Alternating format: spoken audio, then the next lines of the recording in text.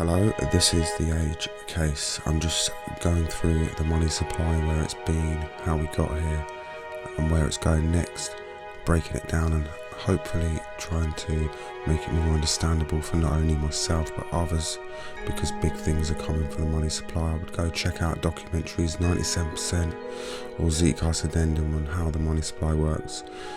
Gold has been the basis of the money supply or trading as far back as the 4th century BC in what now is modern day Greece and Turkey, leading it to powerful colonialist nations of the British, French, Spanish and Portuguese empires to pursue the riches of the world and other countries had to offer by basically taking them. But it wasn't until 1848 in California when the gold was discovered, sparking the gold rush, which eventually 10 years later led to the printing of the first government-backed US dollar. Countries used to complete transactions with huge amounts of gold. They could basically now exchange currencies backed by the government. However, this system was faced with extreme volatility as currency values would drop whenever miners would find new gold deposits. The gold standard would be abandoned multiple times after the Gold Standard Act of 1900 in times of the Great Rest like the World War I and World War II and the Great Depression. It was apparent that the system needed to change, and that the change it would be the Bretton Woods system. The Bretton Woods Agreement, introduced at the conclusion of the World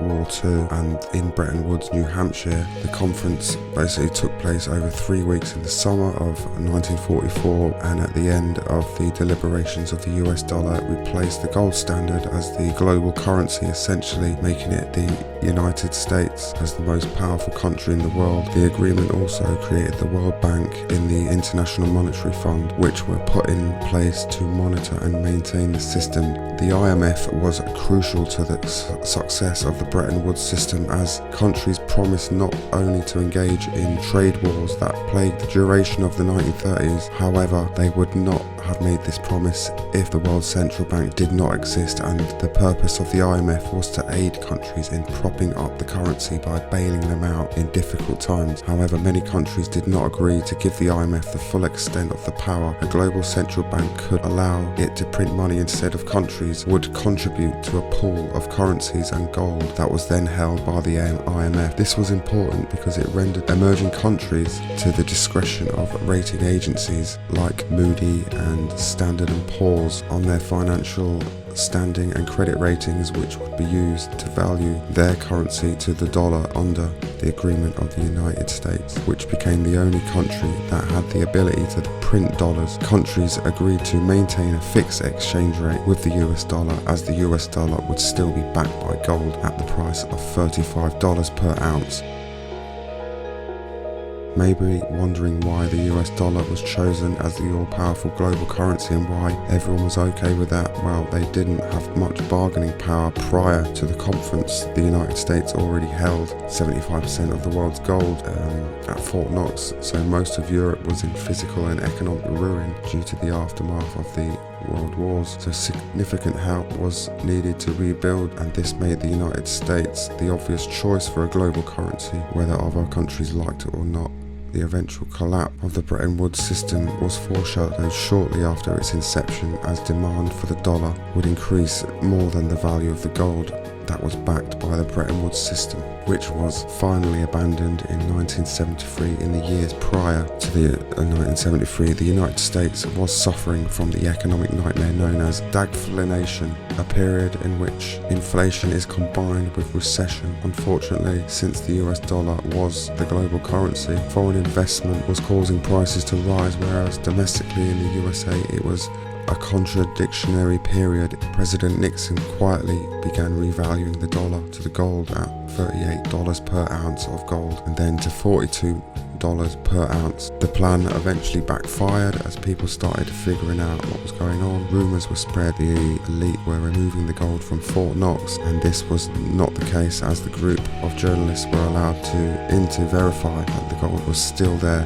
This was the only time in history that civilians were allowed into Fort Knox. In response, Nixon once again took drastic measures to combat the situation and unhook the dollar from the gold, effectively ending the Bretton Woods system forever. Gold quickly shot up to well over 100 an ounce, more than twice as much as it was valued in the Bretton Woods system. However, the Bretton Woods system has not been totally forgotten, as the IMF and the World Bank still exist today. In the United States is still the reigning champ as far as economic excellence is concerned. The only thing that has changed is the US dollar is backed by nothing but a promise and a smile from the US federal government and the acceptance from the people. From the early 1980s, consumer credit backed by government bonds became the standard for the money supply, and everyone started getting credit cards and being able to buy things and paying them off at a later date. This created vast pockets of debt, national debt, world debt, and gave more power to the corporations and banks. Then from 1987, after Thatcher's financial big bang, the consumer credit system and community systems became the standard for the money supply, which was backed by government bonds and lasted until around 2006-2007, when a central bank fractional reserve was introduced into most digital systems in most countries around the world. In the 10 years prior to the 2007 crisis, the UK commercial bank money supply expanded by between 7 to 10% every year. A growth rate of 7% is the equivalent of doubling the money supply every 10 years. The amount of money they're creating out of nothing is just incredible. 1.2 trillion in the last 10 years. And that money is being distributed according to the priorities of the banking sector, not the priorities of society. There's also another form of money, which is effectively an electronic version of cash. And it's a type of money that the commercial banks use themselves to make payments between each other.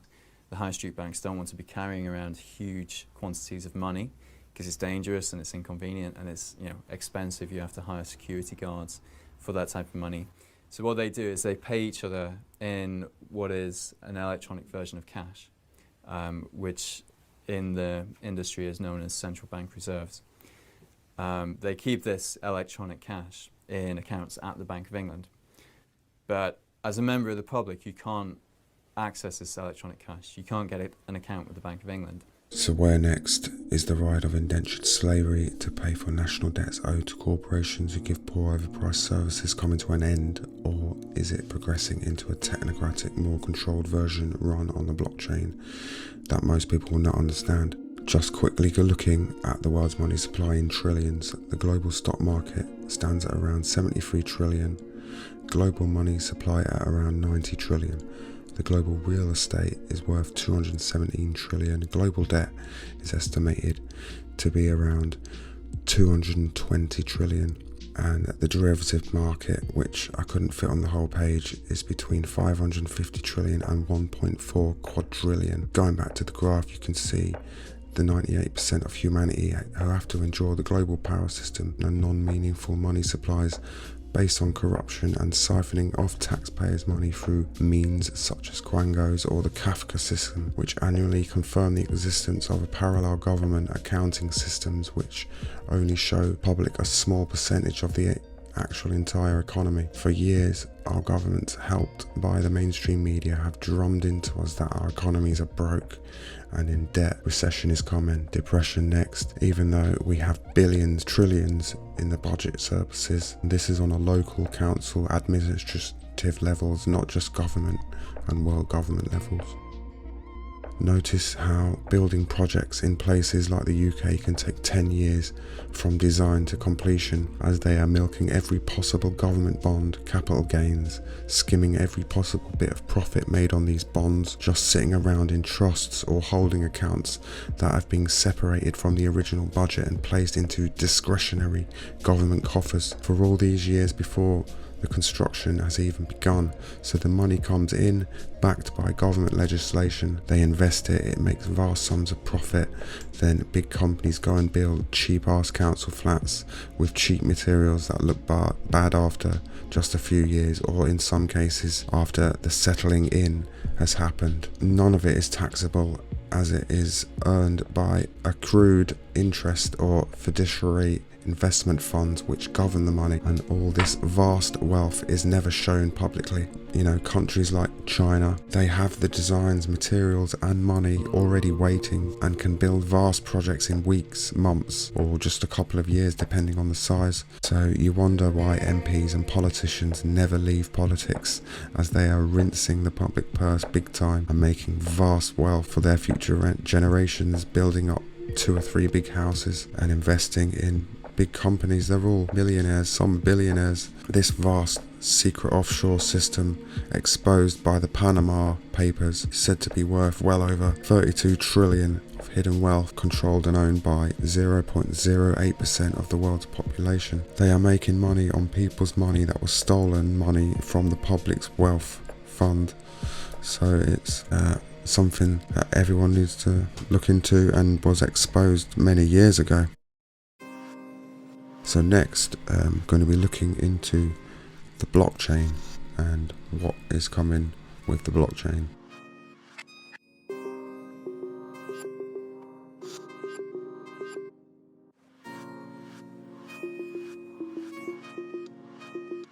The global money supply is changing to blockchain technology and crypto, which has been facilitated by humans engaging in P2P commerce from big corporations who have majorly invested in crypto, building mining rigs to mine Bitcoin, and the pushing of fake news and agendas from AI technology, which has been herding humanity via our algorithms on our phone and social media slowly into this technocratic system, which still today the majority of humanity have not even heard about, but which now makes up 11% of the world's financial system and economy in just 15 years since its inception and invention. The fiat currency system based on the fractional reserve system, where public banks loan people money, and then that money that the people have earned in their accounts is then loaned to other people, is slowly being replaced by the blockchain, cryptocurrencies and smart money, or some form of a credit system,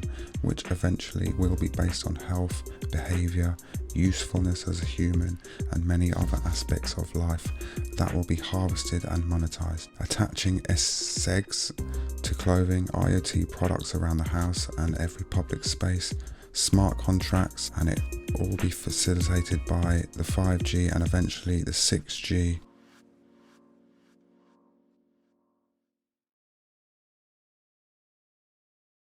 I'm not sure if the whole system will just collapse or a global reset is happening, where the coronavirus furlough, government bailouts, or the millions who have lost their jobs have been generously offered enough money on the universal credit system to get by, whilst the economy crashes around us and they bring in more big corporations. I don't really have solutions to resist such a plan, but sticking your head in the sand, getting caught up in the fear and feeling useless is really hard to overcome, I understand. Even if humanity found out today and understood about all this and went out to try and stop it, it's still not enough, as the whole blockchain and AI technology is based on human evolution. The more nodes of information it grows, the more powerful and spread out it becomes, and AI robots with citizenship such as Sophia analysed the entire internet and dark web within 4 days last July, which was known as AI singularity, and no one had a clue about it really. So to destroy it would take destroying every computer, server and phone in the world, and as well as overthrowing this huge system of corruption which spend billions of taxpayers' money fighting such anti-globalism and the kind of revolution the world really needs to stop this tyranny that will eventually be controlling all aspects of human life. So my advice is to create strategies and think about everything you and your family and friends really need as humans and how to harvest it all yourself. Relying on the global rollout of universal credits will keep you imprisoned in this system. Learning to grow food is a start, but getting to a point it's feeding you and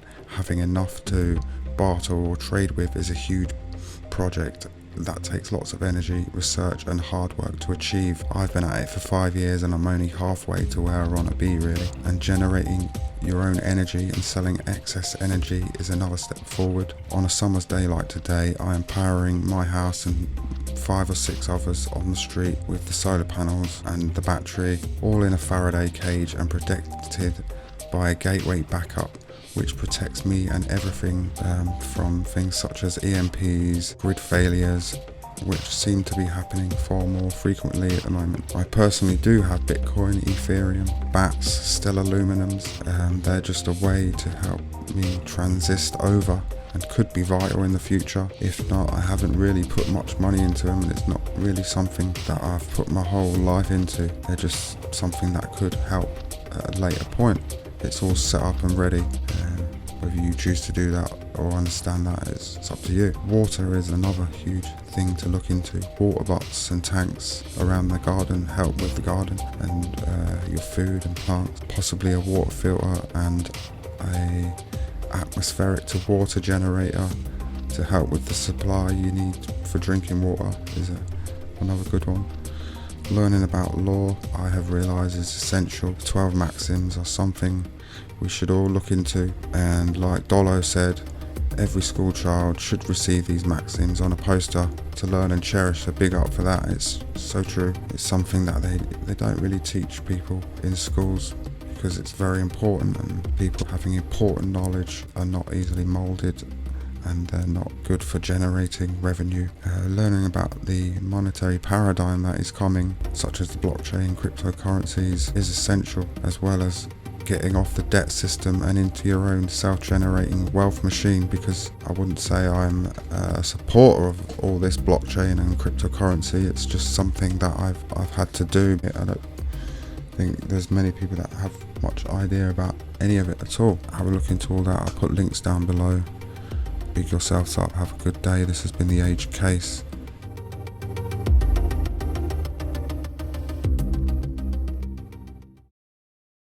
Someone wrote that a big investment bank is like a giant vampire squid wrapped around the face of humanity, hypnotizing politicians who throw money at the banks, no strings attached, no matter what damage is done, trashing the planet, forcing cuts to things that make life better.